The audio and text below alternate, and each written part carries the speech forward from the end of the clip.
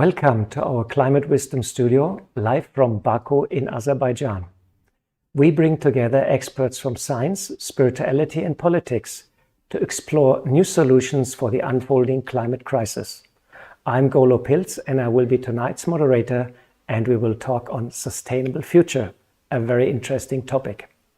This is virtually the last day of the climate conference, and frustration over the lack of progress is seeping out of the negotiation rooms. The main controversy are still the finances. How much the developed nations are going to pay for the transition to clean energy and for the damage of climate change. The numbers mentioned are staggering, ranging from 200 billion US dollar up to 900 billion US dollar. Is unbelievable amounts. The talks on phasing out fossil fuel are also going very slow, as it seems some of the oil-producing nations are grouping together and sort of watering down the negotiation process. However, it is too late to come to a conclusion, as the conference definitely will go into overtime, and probably Saturday and Sunday and maybe even Monday, the delegates have to sit, the negotiators have to sit and come to an agreement. So we'll have to see the final outcome. I'm very glad to have two experts with me tonight who hopefully can shed some light on these rather complicated topics. I have with me Mohamed Bahr. Welcome. You are the curator of the Faith Pavilion here at COP29, and you are a strategist and seasoned advisor, board member, and a faith and environmental advocate. You worked for 2 decades as a management consultant and later began working for foundations, philanthropists, and NGOs. Welcome, Mohamed. Thank you for having me. I'm also very happy to have Sister Jayanti Kriplani with me. You are the additional administrative head of the Brahma Kumaris, a spiritual organization with more than 5,000 meditation centers in India and 1,000 abroad. The Brahma Kumaris is accredited since 2009 with the United Nations Climate Conference and has been since then to all climate conferences. Welcome, Sister Jayanti. Thank you. It brings me to my first question, Mohamed. You are the curator of the Faith Pavilion and have been most of the time inside the COP at the pavilion itself. And you might have organized probably 100 programs or something around that, no? And really my congratulations for all the good work being done there. And can you summarize for our audience your impressions from these 2 weeks, and also let us know if the pavilion was able to recalibrate the moral compass of the delegates, and if faith finally gets more impact into the whole process? Thank you. It's a very important question. Before going into my reflection, I would like to thank Brahma Kumaris team and for all of their support, and of course our sisters. They've been very helpful and running a lot of programs in our pavilion, and I would like to give my appreciation to Brahma Kumaris and to all the participant organizations. The impressions from the past 2 weeks, it has been a deeply rewarding experience to witness all the global convene in the Faith Pavilion for climate action. I think we started the Faith Pavilion in COP28 in Dubai, but we had our first Faith Pavilion ever, and it was a historic moment. And also we had our dedicated building that shows how faith is united. But this year was completely different. So as you know, like in Expo, it was kind of a building structure, and here in COP29, it was a kind of exhibition structure. So you are actually with the people, and the people come to you. Hundreds of people come every minute, and they attend and enjoy the sessions. And I think last year that most of the organizations showcase their work, but this year I would say we encouraged the organizations so they can to work in collaboration to design the program, and it was very, very successful. And I think the next year I would envision that we will have a lot of collaboration efforts that already has been undertaken by the organizations. So we move from faith in each other and we give faith and hope to the people so we can move to the climate action. And actually, like this year with the pavilion, it was full of spirit. It was a different success. Very nice. The people, some people, they told me that they actually want to call it the Hug Pavilion. And people really enjoyed the time, enjoyed the discussions, and a lot of feedback from people that they come and they tell me this place is different. And some people come seek our prayers for them before to go to the negotiations. It was very touching experience this year. And I think the pavilion successfully brought attention to the ethical and moral dimensions of climate action, and many delegations reflected on their roles, not only as a policymaker, but as a stewards of creation. I have met with a lot of delegations that they come, they get inspired, and sometimes they bring into their delegations a faith leader. And also some people come and ask for guidance and what do you think is ethical? What is the morals? And we get a lot of questions. And I think our faith leaders attending COP, like our sister, like they answer them and they give them hope and they give them affirmation. Fantastic.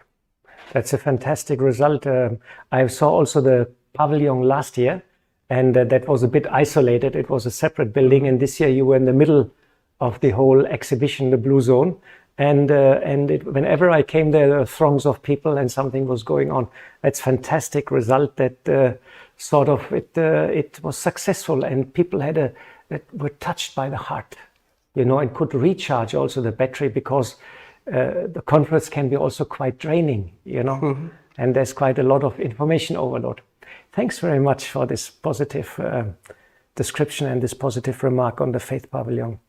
Sister Jayanti, I know the Brahma Kumaris is one of the major institutional users of renewable energies, and recently an innovative biogas plant with waste segregation and also a novel solar cooking system with induction cookers has been commissioned in Mount Abu at the headquarters of the Brahma Kumaris. You also have introduced green guidelines to your centers, and you plant trees all over the world. So you do all the right things as an organization, or many of the right things as an organization. But in your heart, you also understand that's only one side of the medal. There is technology and there is the outside activity, but that's not enough. It has to be supported by a change of hearts and minds. And in order to create a real sustainable future, please share with us how you change your hearts and your minds to create inside the sustainable future. I'd like to begin by saying Om Shanti, a greeting of peace to all our listeners and viewers.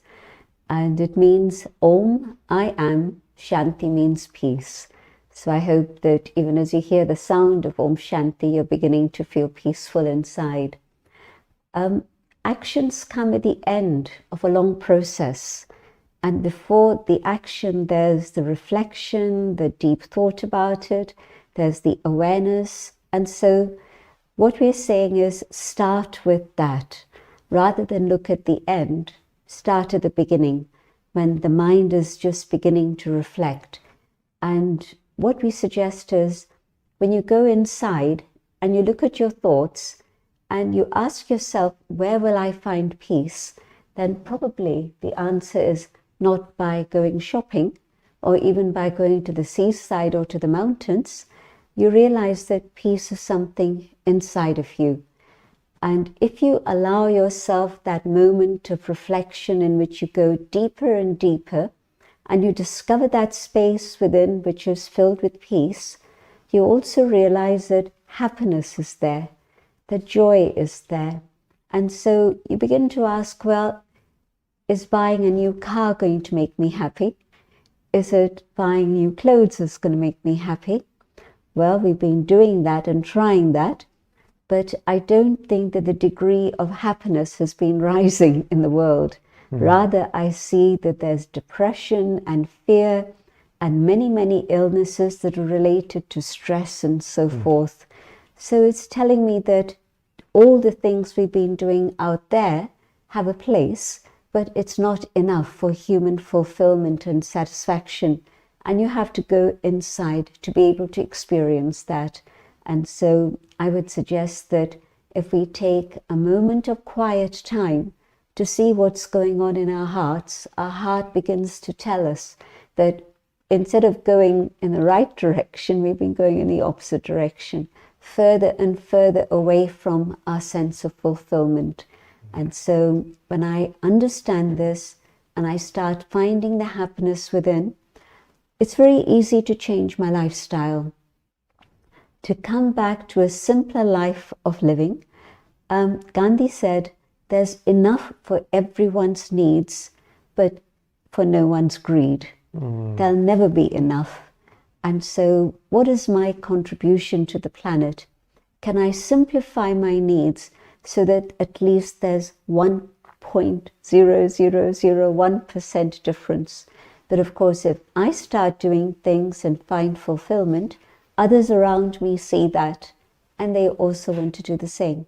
So it's a ripple effect that grows. And so yes, I see that by going on that inner journey and looking at our mindset, our awareness, our perception, we can definitely make plans for a sustainable future. Wonderful. I heard once that the developing countries, they should not do the mistakes of the developed world and think everybody should have a car, everybody should have the same gadgetry, because the planet would collapse, you know. And so the West has to acknowledge and has to reduce also. It's connected also to climate justice, actually, in a very thorough way. Yeah. Thanks very much for shedding light on that point. Mohamed, all religions and faith organizations are going green now. Vatican has published the Laudatio Si. Brahma Kumaris is also going green since many, many years. And I was at the Cool Pavilion at a session about buildings of faith and how they can, and the number of 40 million temples was mentioned, which are 40 million churches and temples and mosques around the world exist. And it's a huge amount of properties and buildings. And if they can develop and run in an environmentally friendly manner, it would have a huge impact. So 80% or more than 80% of human population are connected to faith-based organization, and there's millions of houses of worships and temples. How can religions unite and overcome the difference to use the full potential? Because if these numbers are staggering, 80%, millions of buildings of the world, how we unite and use our full potential to turn the tide and bring a sustainable future. Do you please share your thoughts? I acknowledge in the beginning, like the faith reach, like it's really was over 84% of the world following a religion or a faith, and unparalleled influence and trust in the communities, and the faith communities are always the first responders to crisis. It's like a sleeping giant right now. Yeah. And I think, as you mentioned, there is 1 million of houses of worship that can be transformed, not into green, but also can be transformed into hubs for education, advocacy, and sustainable practices. And you can have I would say, a center of excellence in every city. And you transfer and replicate this through the faith. And this is part of the Faith Pavilion. The strategy is actually to listen to how the faith communities around the world, everyone is convening at COP. We had 97 faith-based organizations convening at the Faith Pavilion this year. So they all share their stories, they all share their pains, and they learn from each other. And the platform becomes very powerful. And I think focusing on the shared values such as stewardship and justice and compassion across all faiths, I think we can create an interfaith alliance that foster collaboration And I think that the Faith Pavilion next year will witness these kind of collaborations between the faith-based organizations, and so we can use this platform at COP to amplify a unified message, hope, but also to amplify action for our faith-based community. Wonderful. Yeah, it's an incredible power. 85% of the world population. You know, it's like I just had this picture of a giant who's sleeping. You know, and if he starts moving, nothing can stop him. You know, faith, such a power. Thanks very much for sharing your thoughts, Sister Jayanti. From a yogi's perspective, the most powerful force in the universe is God, the Supreme Being. It is said that God knows what's going on, so he must be aware about the climate crisis also. And he's also the healer. And it is said that he can even help us dealing with our personal karma, with the sins of the past. And it seems humanity has a lot of bad karma right now because we have so many problems at hand. Wherever you look, I mean, I just read the news before I came and I just looked, I had an overview and I just said it, put it aside and I said, okay. Because it was just like literally only bad news, environment, war, this, that, everywhere it's going on. Please share with us how this connection with God and this intimate prayer, let's say, can become an instrument to bring hope and transformation for the self, but also then for the society. It's like the sunshine. When the sun comes onto the seeds in the soil, then something stirs within the seed, and whatever is there latent begins to germinate and blossoms. And being in that relationship with the divine, in which I'm connecting with the Creator, means that I'm allowing God's light to shine on me, so that the goodness that is there latent within the soul begins to emerge and be expressed. Mohammed, you mentioned shared values. I believe in that very deeply. All human beings have values which are absolutely identical. You mentioned some of them. There's a very, very long list that we can mention, but I want to mention respect and love especially, because when we experience God's love, then that allows us to value ourselves and be able to experience respect for ourselves. And I think that if respect comes into the world again, respect for human life, we've forgotten that human life is sacred. We think nothing about things that are happening anymore because it's like it's been too much and we've got saturated with it so that we're not responding with any loving feeling or empathy anymore. It's like we become paralyzed. And so it's time to allow God's love to reach us through silence, through prayer, whatever tradition it is one is following. But that will then allow us to become human again. It's as if we become machines, robots, not responding to the needs of the other. And if we can really follow our faith tradition and allow that time for ourselves, then what we'll find that the quality of interaction between humans together becomes very different, and we find a different world. So I believe deeply that faith has the most important role to play, and it's the power of God's love that can finish the account of whatever it is we've done in the past, whatever mistakes we've made. And it's absolutely true that the crises today, climate change is of course the major one, but there's many, many other related issues. And all of these have happened because we didn't allow God's light to touch us. And so we forgot ourselves and we were not able to relate to each other in the right way. Thanks very much for sharing. When you said God is like the sun, I was reminding today's sunshine here, which totally transformed the atmosphere. And 3 days ago it was raining and cold and it was like horrible to go outside. So I immediately thought about the sun and I thought, oh, how wonderful it was when the sun shines. You go there, you sit in the warmness, you bath in the sun and so on. And you made this analogy that God is light and God is like the sun. It's very nice, yeah. Maybe more God conscious at the COP will help the process. Yes, and actually what the sister Jayanti said resonate with me, and with a lot of visitors to the pavilion. Like, I heard some ideas that people would love to launch, like a love campaign, love for the environment and Very love for nice. each other. I think it's very important in the times of conflict and crisis that we love and care about each other and care about nature. We will see magic happen at the COP also. This brings me to the last question, Mohamed. Our topic today is sustainable future. And the COP is virtually ending today. And for sure, the negotiators will have to spend some extra time. But we already know that whatever deal they agree, it will be a weak one. It will be a compromise, literally. And the future of the planet hangs in a very thin thread. Is this the great unresolvable crisis? And do we have help? Do we have to seek help from above? And what role God plays in this whole drama which is unfolding in this emergency? Please share your thoughts.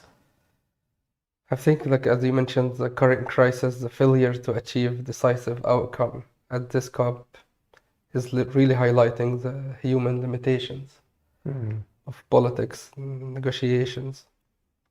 And as you mentioned, like the planet future does indeed hang by a thin thread, and time is running out to act. Yeah, it's COP29 now, no? Yeah. So I think like faith reminds us of humility in the face of creation's vastness, and the need for accountability to a higher power. Believe in divine guidance and inspire hope and resilience for us and for communities, especially when human solutions flatter. I think faith traditions and wisdom provide the frameworks for ethical action, ongoing responsibility and gratitude and care for creation. We always need the help from the higher power, and we always need the help from God. And it's also like with the help, or when at the time of crisis and emergency, everyone goes to God and praise them and worship them more. Also, like this is also a test from God to us.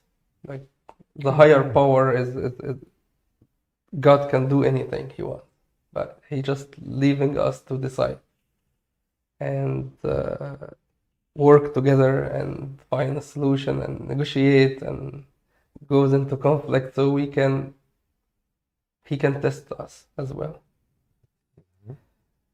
So we have to balance between, because if God will, everything will be fixed. It will be fixed, but it's also up to us.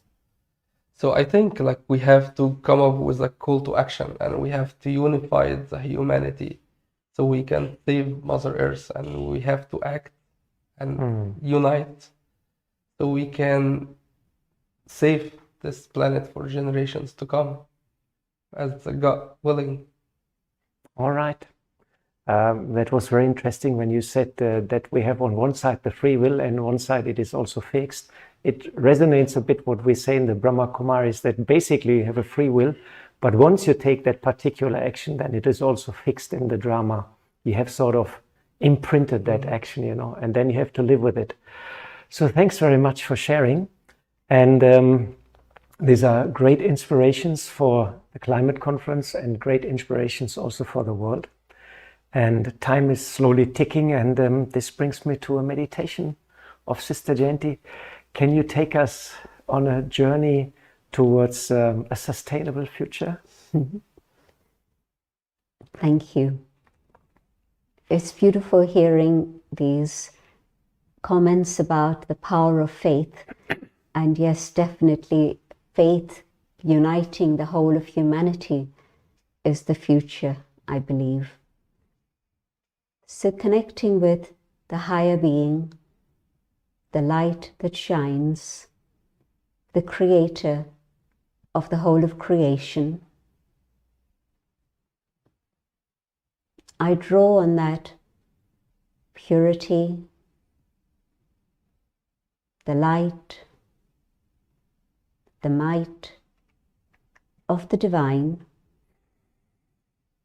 to be able to find stillness and contentment within myself. I learn to respect myself, and then when I look out at my human family, I see them with eyes of respect, and animosity is dissolved. Relationships begin to form on the basis of that respect. And together, we then know how to protect all forms of life, giving them respect and regard. Each species has its own specific role to play. We also look at Mother Nature with appreciation for the abundance that nature has provided, and with great respect. And when we learn to do this, we move towards a truly safe environment, a planet which is absolutely sustainable.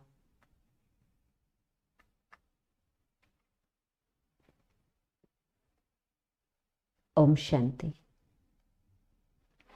Thanks very much, Sister Jayanti, for taking us on the journey to a sustainable future.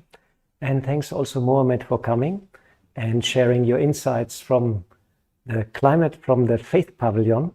They have been very encouraging. Thanks very much. Thank you. Thanks also to our patrons and sponsors and all our volunteers behind the camera who made this session possible. This is the second last live session from Baku, from Azerbaijan, so it's very special for us. For more information on all our various live sessions, please visit our webpage, echo.brahmakumaris.org/live. You will find all 22 live transmissions there with very, very inspirational and informative topics around climate change and information from the climate conference in Baku. Please stay with us. We are showing a video after this session and show another very interesting part number 2 for a sustainable future, another very interesting session. And thanks very much to our audience to stay with us, and we all hope you have been inspired and you understand now a bit more in detail about climate change, about inner resilience, and about transformation. Thanks very much and goodbye.